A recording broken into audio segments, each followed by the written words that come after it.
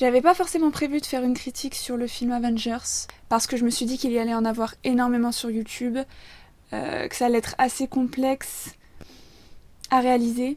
Et puis, j'ai vu le film.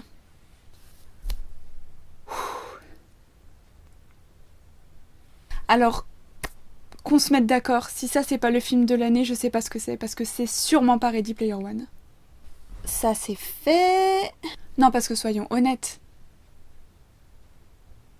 Vous avez envie de revoir Ready Player One? Vous avez envie de revoir Avengers? Alors avant de commencer, je tiens à préciser que je vais mettre un son de fond. Je pense que vous ne connaissez sûrement pas. Vous allez le découvrir dans cette vidéo. C'est parti.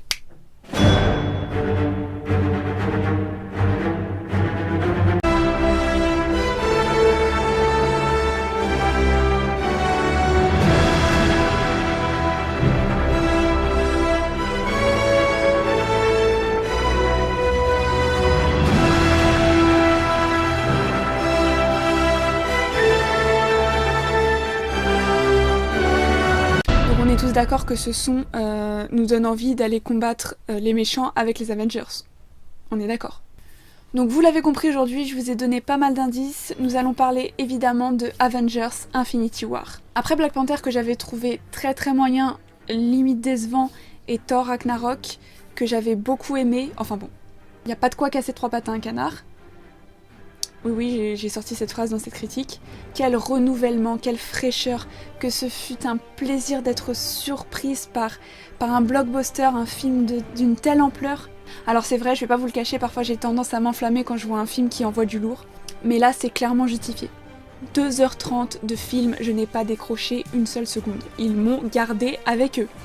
Dans le film, l'humour est très présent, mais on voit quand même que le sérieux a pris le dessus. Bon, à part pour les Gardiens de la Galaxie, mais ça à la limite c'est pas gênant parce qu'on avait l'habitude dans les précédents films.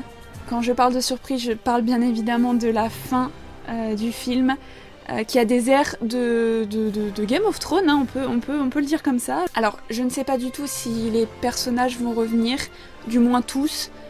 J'ai ma petite idée sur la question. Du moins, je fais grandement confiance à Monsieur Strange, qui dans le film a vu l'avenir. Enfin, je ne sais pas combien de possibilités, qui a dit qu'il n'y en avait qu'une qui pouvait les sortir de là. Donc si il a fait tout ça, si il a laissé Iron Man en vie, si il a donné la pierre, c'est qu'il devait avoir ses raisons. Et je lui fais confiance, totalement. Ce que je sais en tout cas par rapport à cette fin, c'est que toute la salle était surprise. Il n'y a pas eu une exception. Proposer une telle fin et une telle noirceur... personne n'était préparé à ça en fait. Et c'est ça que j'ai apprécié dans le film en fait, c'est que j'ai vraiment eu peur pour les super-héros, pour leur vie, parce qu'on voit qu'ils luttent, on voit qu'ils souffrent. Sur le coup, je pensais vraiment qu'ils allaient pas revenir. Maintenant c'est plus ce que je me dis, parce que bon, je sais qu'il va y avoir un 4e, donc s'il y avait un beau moment pour les faire mourir, c'était bien le 3e. Donc voilà, j'ai vraiment apprécié ce côté un peu vous voyez, c'est des super-héros, mais au final, ils souffrent, ils prennent des coups, ils enchaînent, et ils subissent, et voilà, c'est des humains aussi. Donc voilà, j'ai vraiment apprécié ce côté fragile des super-héros. Le point fort du film, on y vient, c'est Thanos. Mon petit Josh Brolin, je l'adore, que je l'aime cet acteur. D'ailleurs, il va jouer également le méchant dans Deadpool 2. Il est partout et tant mieux parce qu'il est génial. Ce que j'ai bien aimé aussi, c'est que le méchant n'est pas un méchant du style il tue pour un rien. Voilà, c'est réfléchi, il extermine tout ce qui se met sur son passage pour pouvoir accomplir sa mission, ce qu'il veut. Il est pas là à dire oh, qu'est-ce que je fais là toi? Oh bah vas-y, je te tue, tu sers à rien. Non voilà, c'est vraiment les gens qui cherchent les problèmes, qui cherchent à se mettre sur son chemin. C'est un méchant mais réfléchi, et c'est ça que j'ai apprécié. C'est aussi le personnage qui apparaît le plus longtemps dans le film, je crois. Donc on voit bien que c'est son film en fait, c'est lui qui est le plus présent, et Et ça marche. Donc pour la petite histoire, Thanos est investi d'une mission, c'est sauver l'univers, quoi qu'il en coûte, même si cela implique qu'il faut tuer la moitié de l'univers.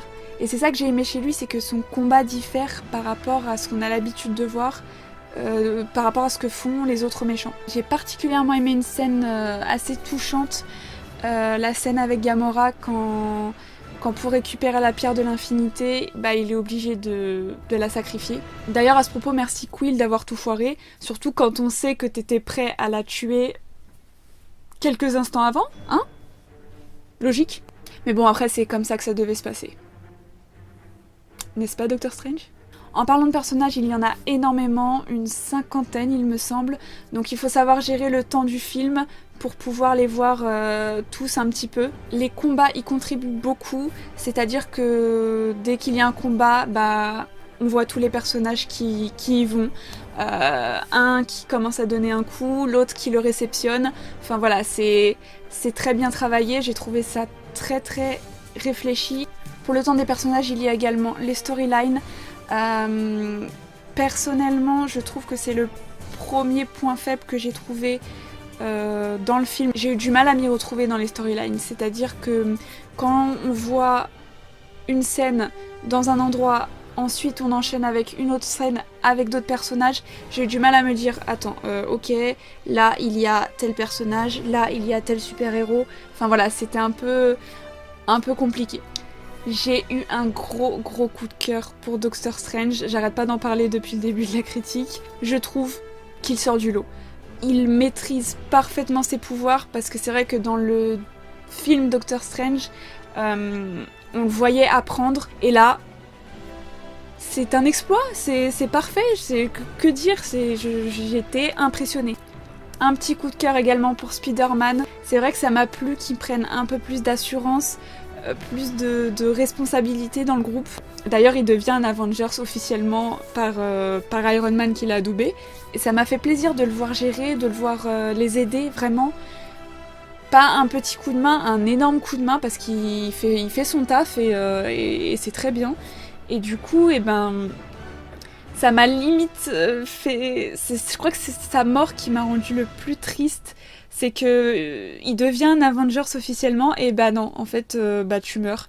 Et tu meurs pas n'importe comment, parce que tu meurs dans les bras d'Iron Man, ton mentor, et tu veux pas, et t'es trop jeune, et voilà, c'est triste, ça m'a ému un petit peu, donc voilà, c'est un coup de cœur aussi pour ce personnage. La sorcière rouge aussi m'a impressionnée. De tels pouvoirs, je savais pas qu'elle était capable d'autant de pouvoir. Par contre, deuxième point faible de ce film, son histoire d'amour avec Vision.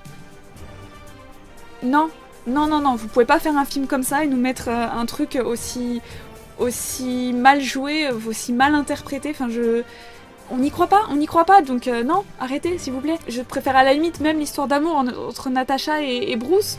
Je sais qu'il y a une raison, je sais que l'histoire d'amour elle est pas là pour faire joli, mais non, ça marche pas. Quill, encore une fois, qu'est-ce que tu nous as fait, bordel? T'étais bien, t'étais bien parti, dans le film était bien, et tu sors des blagues, t'es marrante, voilà, c'est bien, c'est cool et tout, t'es fort, mais non. Pourquoi t'as tout fait foirer comme ça? Non. Alors, Groot n'est pas forcément présent dans le film, enfin il a pas un rôle hyper important. Par contre, voilà, il pose sa pierre, c'est-à-dire que juste voilà, la hache de Thor. Enfin, c'est juste ça. Il était là au bon moment, au bon endroit, et merci Groot, merci. D'ailleurs, en parlant de Thor, on est d'accord que son entrée à la fin, c'était vraiment l'entrée la plus réussie de toutes les entrées des super-héros. Je crois même que... Non, je suis sûre, toute la salle a applaudi quand elle est rentrée. C'était la folie. On était déchaînés. C'était l'entrée de Dieu. Voilà, du Dieu des Avengers. Hulk. Il s'est calmé dès le début, on va dire. Voilà, il a eu sa dose, donc voilà, on se calme, on réfléchit, on va pas y aller tout de suite comme ça. Lucky.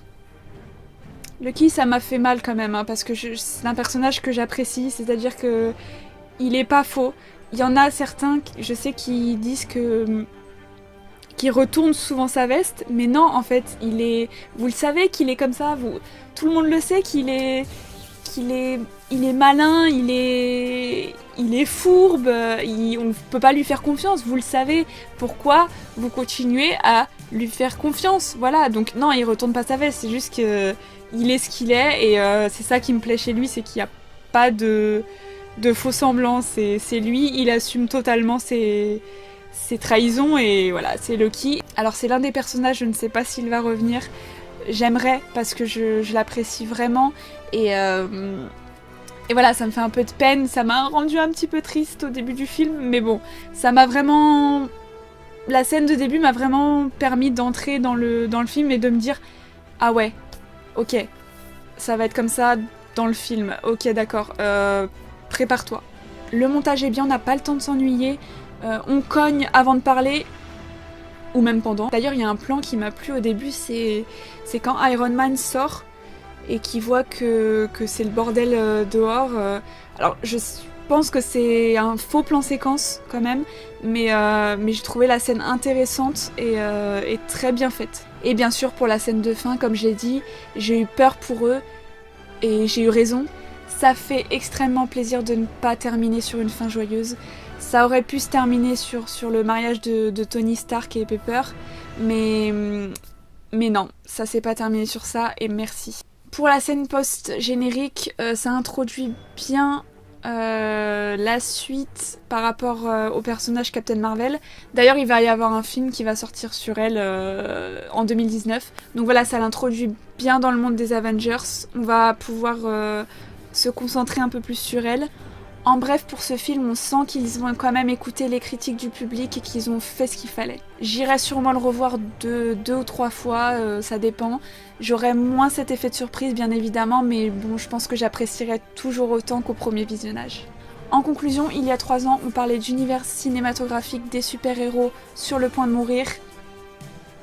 Et bah, je l'ai jamais vu aussi vivant.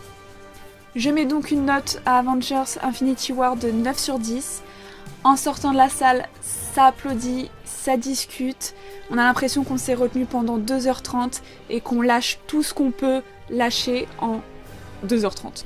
Voilà, cette critique est maintenant terminée. Je vous invite à commenter si vous avez vu le film, à mettre un petit pouce bleu, à vous abonner.